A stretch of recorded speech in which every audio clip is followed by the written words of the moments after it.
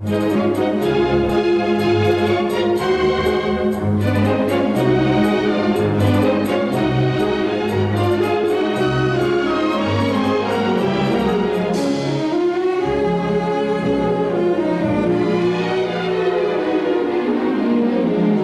break through? Well, I wasn't able to do it with the larger classes where there were upwards of 45 students in the class. But I did have a senior seminar class which was much smaller, and it was just young girls who were really kind of majoring in English. And with them, I was able to kind of break out of the mold a bit. We talked about poetry. I would play them songs, you know, from popular American artists, and we would go over the lyrics and what the lyrics meant and how it made them movies feel. were a help. Movies were huge. I showed a lot of Yeah. movies. Mostly because I love movies, and they do too. Thank goodness they do too. But what was interesting, I found, was the movies that they enjoyed were not necessarily movies I would have thought they would have enjoyed. Such as? Like True Lies, the movie with Arnold Schwarzenegger. Huge hit. Huge, huge hit. Toy Story. Huge hit for them. What was the movie I showed? Working Girl, like with Melanie Griffith. Not a huge hit. You know, Pretty Woman, of course, they love Julia Roberts. They love Pretty Woman. But, you know, certain movies where I was surprised that they just really... There are scenes, though, in this book that anybody who has lived in a foreign country and doesn't really know, fine, you've got a map, now how do I get there? Getting on buses and trains where you go to the end of the line and they look at you and the man goes out to have lunch. Yeah, right. Oh, well, yes, that was when I got lost. Yeah.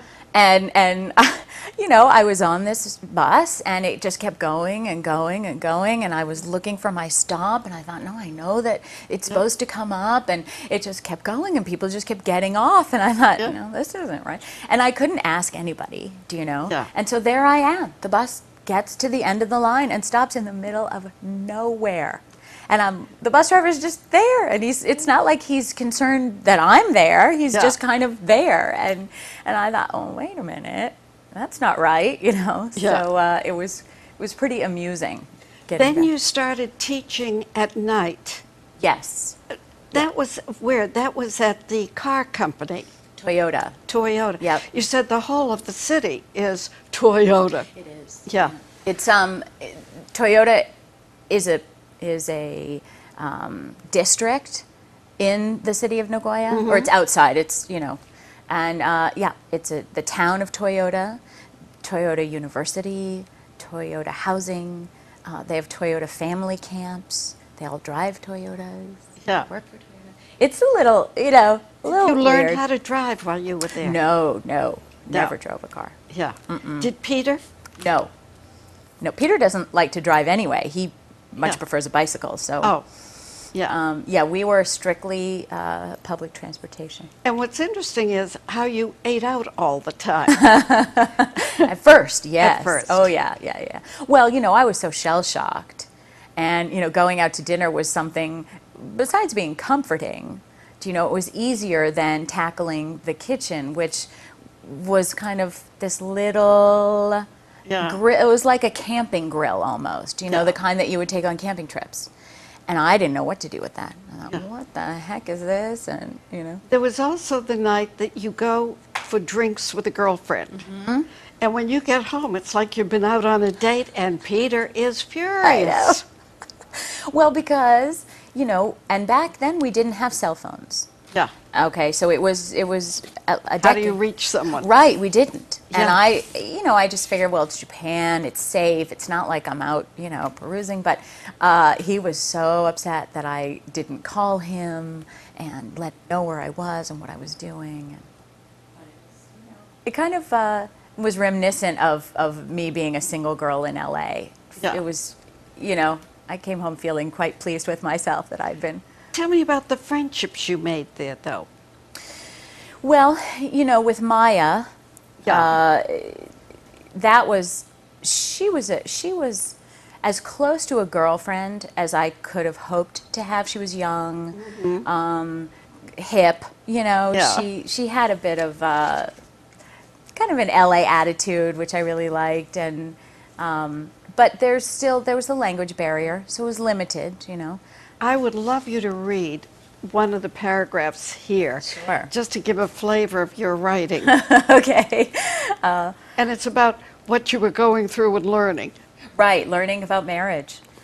Marriage is such a bizarre concept in a way. You basically marry someone who you think is going to be fun to hang around with for 40 or 50 years. You rely on this stranger to take care of you, work with you, raise a family with you, and not give you a lot of grief. Now that I've been doing it for almost a year, I realize it's in no way unconditional. I have a long list of uh-ohs to watch out for, and I'm sure Peter does too. Today, he probably added number 85. Watch out for those heavy ticket menu items. Too many oranges, and it's goodbye, Lisa. Oh, why the oranges? Because we went for sushi in Hiroshima at the hotel we were staying at. We went for lunch. And at sushi restaurants in LA, after you eat, they always give you oranges. Right. So we were done with lunch, and I asked the sushi chef, I said, so can we have our oranges now? And he was completely puzzled and sort of, you know, looked at me askew. And I said, you know, oranges, after you eat oranges. So he just kind of, and turned to the waitress, hostess, I guess, and she whisked away, got some oranges, brought them back, and he just sliced them up and gave me oranges. And in LA, do you know, they do like designs with the skin, and they sprinkle it with coconut and put little, you know, umbrellas. And so he gave me these oranges, and we ate them. And then when we got the bill, they had charged us $12 for each orange. Yes. And Peter was A little livid. he was I a would little say. perturbed. Yeah. Yeah. But how was I to know, for goodness sake? While you were living there that first year, you did do a lot of traveling. We did. Bali, Tokyo, various parts. But Hiroshima, how was that when you went there? How did it affect you?